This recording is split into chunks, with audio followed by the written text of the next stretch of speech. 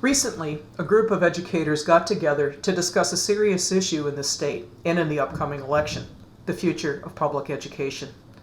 We asked them what they want voters to know before walking into a voting booth. Here's what they had to say. We just heard vouchers mentioned, and I'd like to address this fairly complex but extremely costly and especially divisive issue. For years, Republicans have been selling the message that our public schools are failing and school vouchers are the solution. Well, as an educator who's been around since vouchers started, I'm here to tell you that neither of those statements are true. Republicans might tell voters that we need vouchers because public schools are failing, but the data actually shows the opposite. Public school students perform at least as well, if not better, than voucher school students, especially in math. As for the Republican claim that taxpayer-funded private school vouchers are some sort of magic cure-all, I disagree. Vouchers were originally intended to be for a small number of low-income students in low-performing schools. But over time, Republicans have expanded the program until its original intent has been totally lost. And it's important to understand that the voucher program has always been funded with taxpayer dollars, and those dollars come directly out of the public school budget. When Republicans expand the voucher program, they don't add more dollars to the education budget to make up for the money that's going to private schools. They just rob public school Peter to pay private school Paul. In 2021, Brown County Public Schools alone lost more than $12 million in taxpayer money to private schools. It was over $500,000 in Door County and $250,000 in Kewaunee County.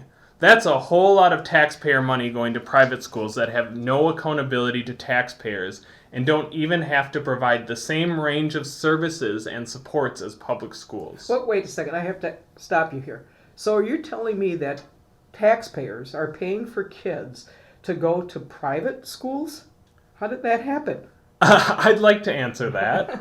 Republicans who were in the majority managed to pass a bill that completely removed enrollment limits and income caps from the voucher program. Every kid who wanted a voucher would be able to get one regardless of income. Republicans justified that bill by saying it would allow more low-income students in struggling schools to escape to better private schools. That simply is not true. According to the Department of Public Instruction, 73% of kids getting private school vouchers were already in private school when they entered the voucher program. This expansion of the voucher program wasn't about low-income kids escaping low-performing schools. It has always been the Republicans' goal to help more kids stay in their private schools and taxpayers picking up the tab. And even though Republicans sell themselves as fiscal conservatives looking out for the taxpayers, that pretty much goes out the window when it comes to expanding vouchers. Just this year, they passed a bill that allows school districts to raise taxes to cover the cost of private school vouchers.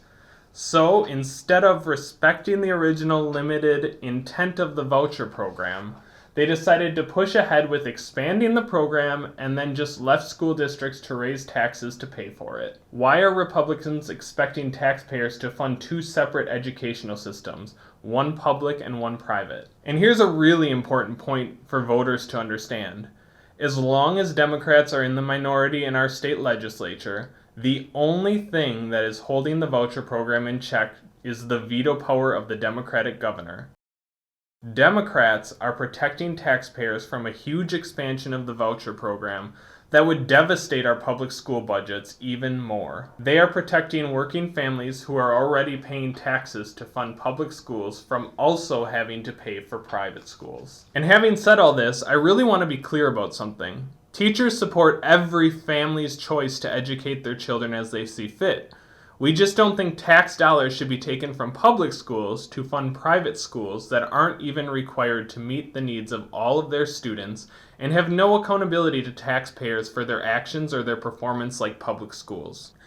Public education funding is complicated and confusing, so at the end of the day, the question I would ask voters to think about is this: who can you trust on public education issues?